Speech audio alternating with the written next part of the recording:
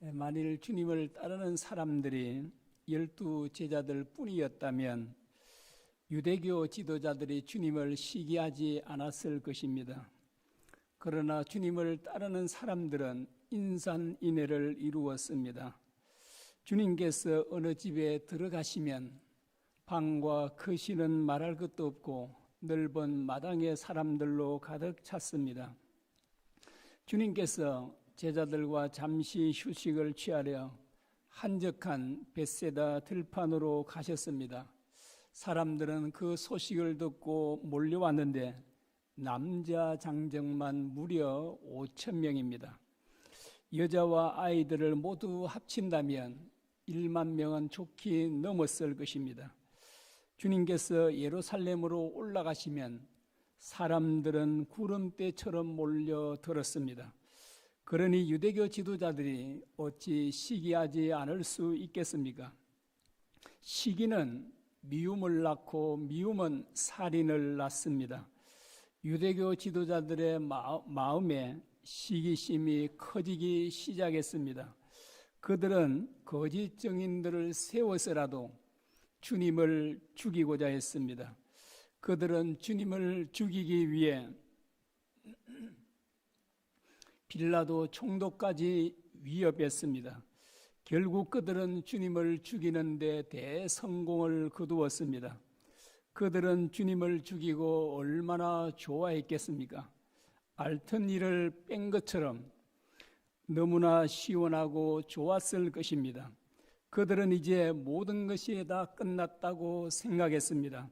그러나 그것은 큰 착각이었습니다. 왜냐하면 주님께서 자신이 말씀하신 바대로 다시 살아나셨기 때문입니다. 주님은 자신이 죽은 지 사흘 만에 다시 살아날 것임을 누누이 말씀하셨습니다. 주님의 이 말씀을 제자들을 비롯해 수많은 사람들이 들었습니다. 심지어 주님을 죽인 유대교 지도자들도 들었습니다. 그러나 주님이 다시 살아날 것임을 믿는 사람은 한 사람도 없었습니다. 심지어 주님의 제자들조차도 주님의 부활을 믿지 않았습니다. 그러나 주님의 부활을 가장 염두에 둔 사람들은 제자들이 아니라 주님을 죽인 유대교 지도자들이었습니다. 그들은 제자들이 시신을 몰래 숨겨놓고 부활했다고 전하여 더 많은 사람들이 미혹될까 봐 염려했습니다. 그래서 그들은 로마 군병들로 하여금 사흘 동안 주님의 무덤을 굳게 지키게 했습니다.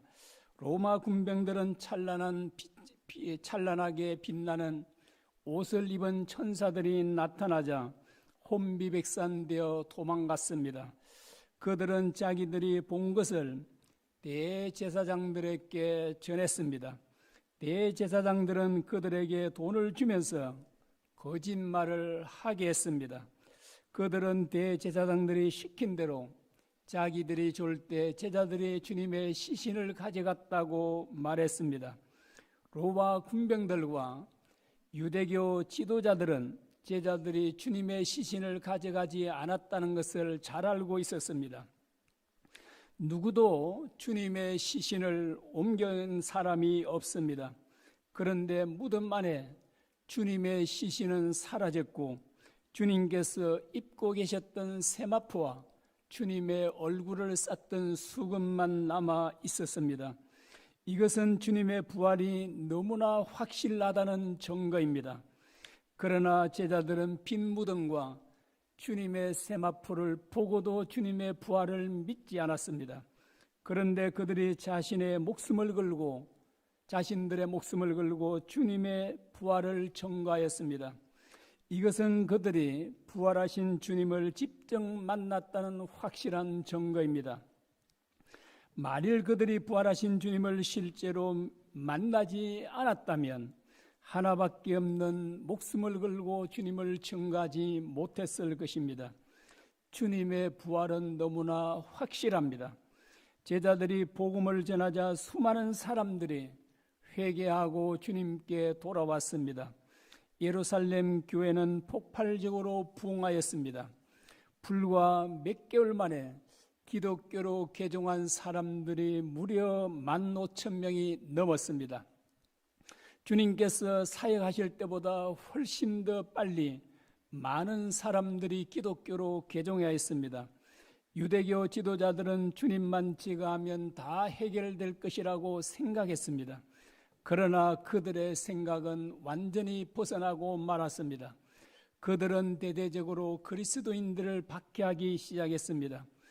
박해가 극심함으로 수많은 성도들이 사방으로 흩어졌습니다.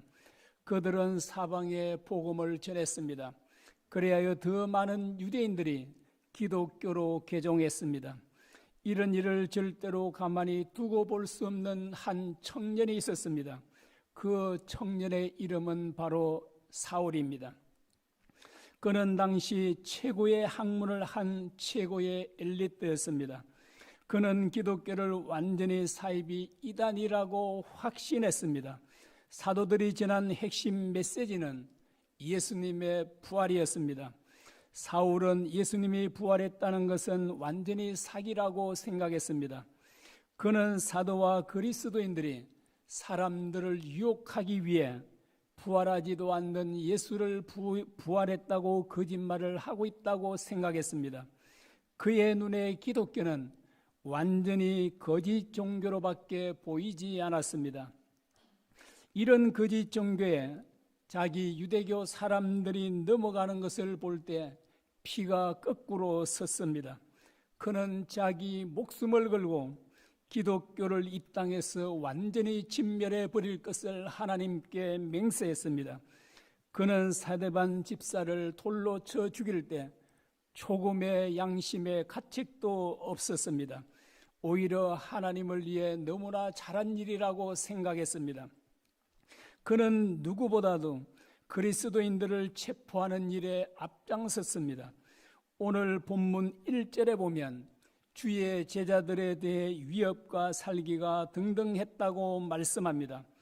그는 하나님을 대적하는 그리스도인들을 제거하고 죽이는 것이 마땅하다고 생각했습니다. 그의 눈에는 살기가 등등했습니다. 핍박이 너무 극심함으로 사도들을 제외하고는 모든 그리스도인들이 사방으로 흩어졌습니다. 그리스도인들을 죽이고 핍박하는 데 가장 앞장섰던 사람이 바로 이 사울입니다. 그는 예루살렘과 유대 지방에 있는 그리스도인만 핍박한 것이 아니었습니다. 그는 건장한 청년들을 데리고 다메섹으로 피신간 그리스도를 체포해 오기 위해 예루살렘을 떠났습니다. 다메섹은 예루살렘에서 200km나 떨어진 먼 곳입니다. 자동차로 가면 2-3시간이면 갈 수 있지만 도보로 가면 일주일을 넘게 걸립니다. 그 먼 곳까지 가서 그리스도인들을 잡아오기 위해 체포영장을 대제사장들에게 발부받았습니다. 그가 청년들과 함께 다메섹에 가까이 갔을 때 아주 놀라운 일이 일어났습니다. 3절입니다. 앞쪽에 히트를 좀 꺼주시겠습니까?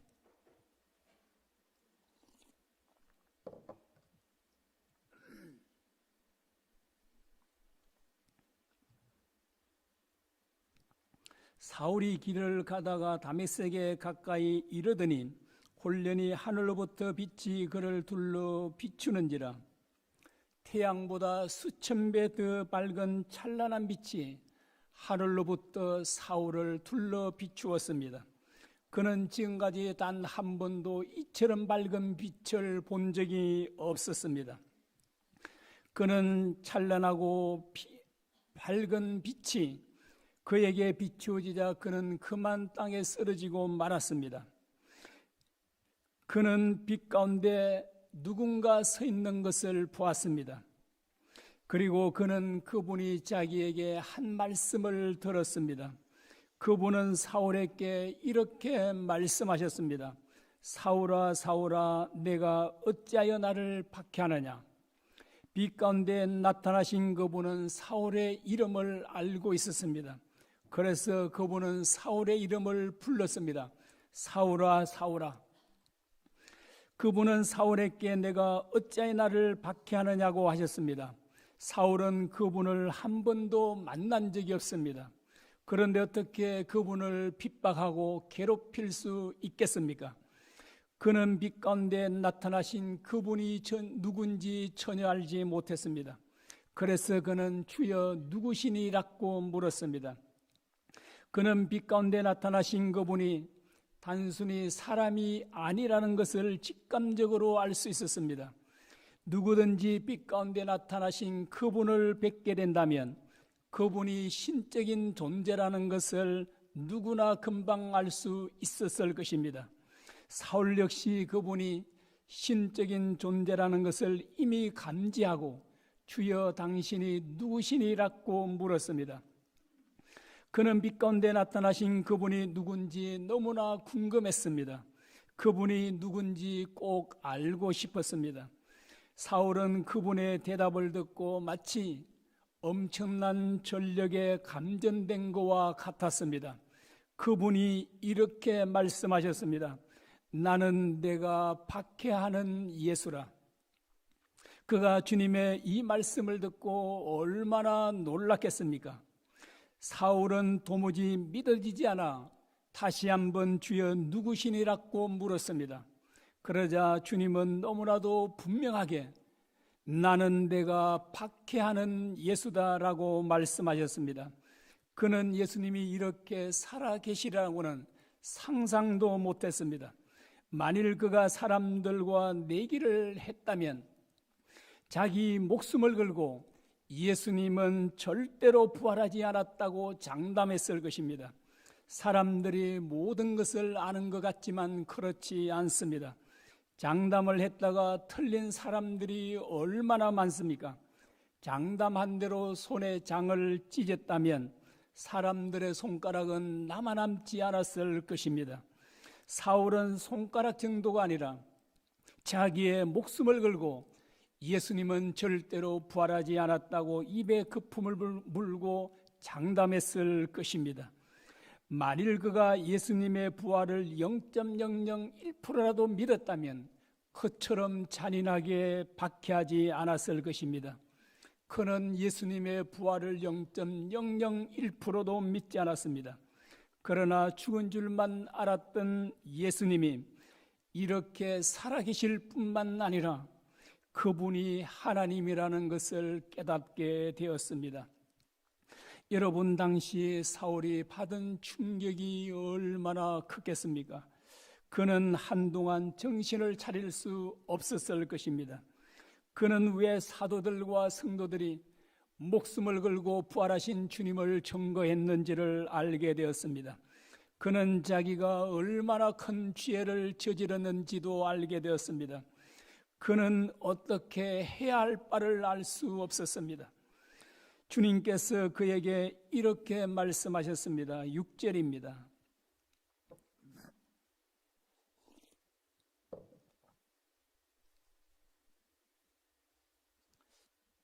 너는 일어나 시내로 들어가라. 내가 행할 것을 내게 이를 자가 있느니라 하시니, 주님은 그가 앞으로 무슨 일을 해야 할지 다 가르쳐 주실 수 있으셨습니다. 그러나 주님은 그렇게 하지 않으셨습니다. 주님께서는 사람들을 통해 일하시는 것을 기뻐하십니다. 그것은 바로 우리의 유익을 위해서입니다. 만일 사울이 부활하신 주님만 만나고 아나니아를 만나지 않았다면 그는 주님을 만난 것에 대해 의문을 품었을지도 모릅니다. 내가 혹시 헛것을 본 것은 아닌가? 그러나 그는 아나니아를 통해 부활하신 주님을 만난 것이 너무나 확실하다는 사실을 깨닫게 되었습니다. 주님께서 아나니아에게 나타나셔서 이렇게 말씀하셨습니다. 11절입니다. 주께서 이르시되 일어나 집가라 하는 거리로 가서 유다의 집에서 5 사람 사울이라 하는 사람을 찾으라. 그가 기도하는 중이니라. 주님은 아나니아에게 사울은 이방 사람들에게 복음을 전하기 위해 택한 자신의 그릇이라고 말씀하셨습니다. 아나니아는 사울이 두려웠지만 주님의 말씀에 순종하여 그를 만나러 갔습니다. 아나니아가 사울에게 안수하면서 이렇게 말했습니다. 17절 하반절입니다. 형제 사울아, 주곧 내가 오는 길에서 나타나셨던 예수께서 나를 보내어 너로 다시 보게 하시고 성령으로 충만하게 하신다. 아나니아는 사울이 다메섹 도상에서 부활하신 주님을 만난 것을 전혀 알지 못했습니다. 그런데 그가 이것을 어떻게 알게 되었습니까? 주님께서 그에게 나타나셔서 모든 것을 가르쳐 주셨기 때문입니다. 그래서 그는 형제 사울아, 내가 오는 길에서 나타나셨던 예수께서 나를 보내어 너로 다시 보게 하신다라고 말할 수 있었습니다.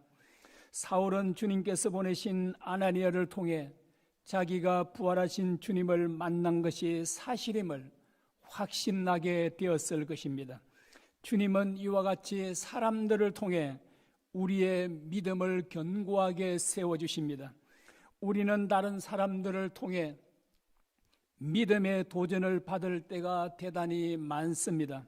나도 저 집사님처럼 살아야지, 저 집사님처럼 기도하고 봉사해야지, 내가 참된 믿음의 삶을 살면 나를 통해 많은 사람들이 더욱 주님을 잘 믿게 될 수 있습니다. 여러분, 이보다 더 복된 일이 있겠습니까?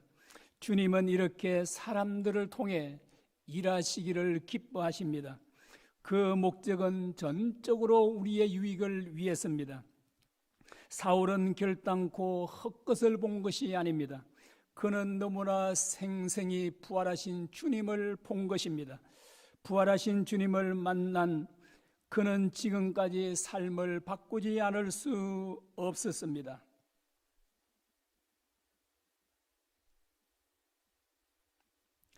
그는 기독교와 거짓된 종교라고 완전히 말살시키는 것이 그의 계획이었습니다.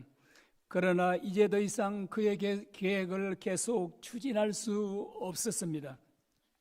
왜냐하면 죽은 줄만 알았던 주님께서 너무나 확실히 살아 계셨기 때문입니다. 그는 주님께서 이렇게 살아 계시라고는 꿈에도 생각 못했습니다. 그는 비로소 예수님이 참 구원자이심과 하나님의 아들이심을 깨닫게 되었습니다. 만일 저에게 이 세상에서 예수님을 가장 믿지 않을 사람 한 사람을 뽑으라고 한다면 저는 조금도 주저함이 없이 사울을 뽑을 것입니다. 그는 온 세상 사람들이 다 예수님을 믿는다 해도 그 많은 주님을 믿지 않을 사람이었습니다.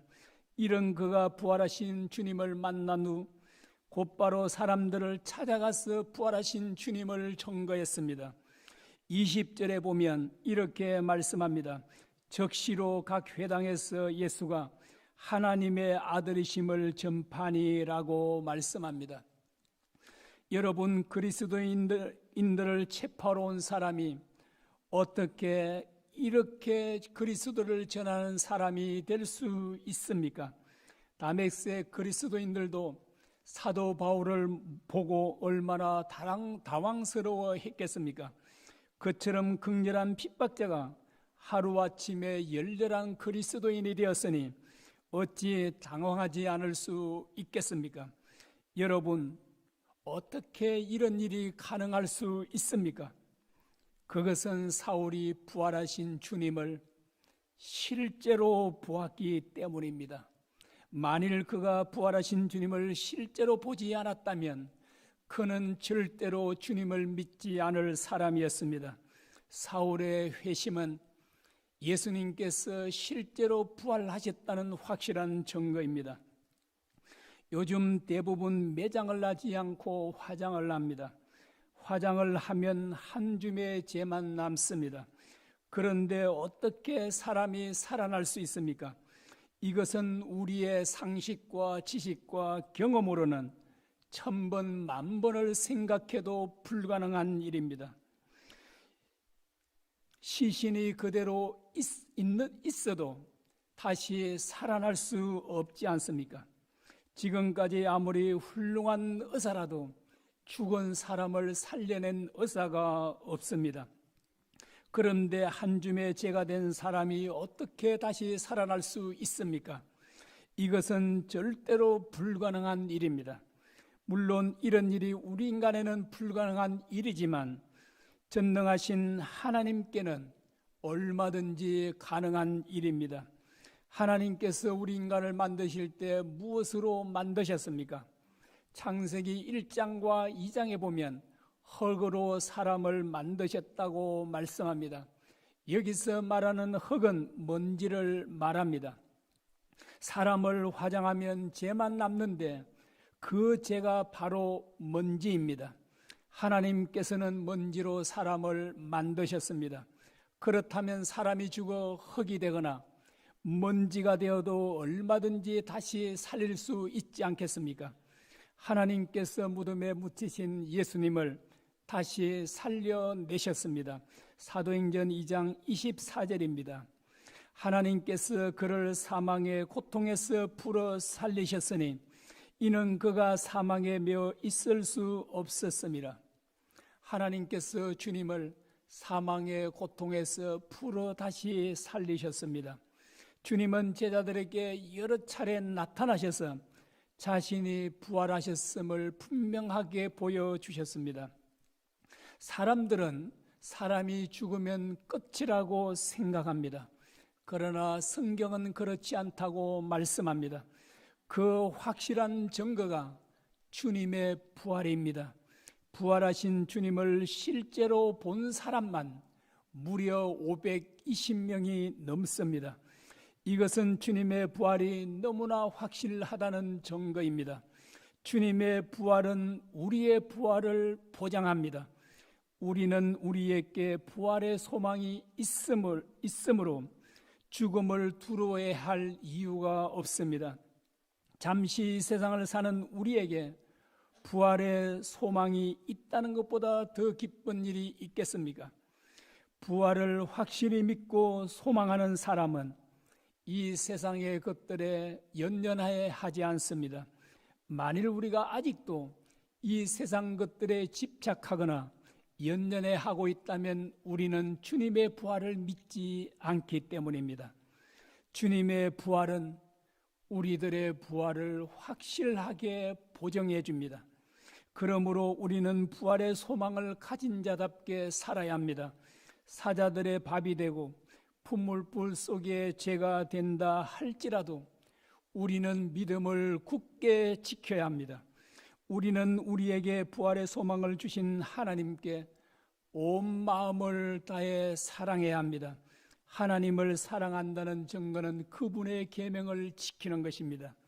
언제 어디서나 항상 하나님의 말씀을 쫓아 사는 저와 여러분이 되시기를 주의 이름으로 축원합니다.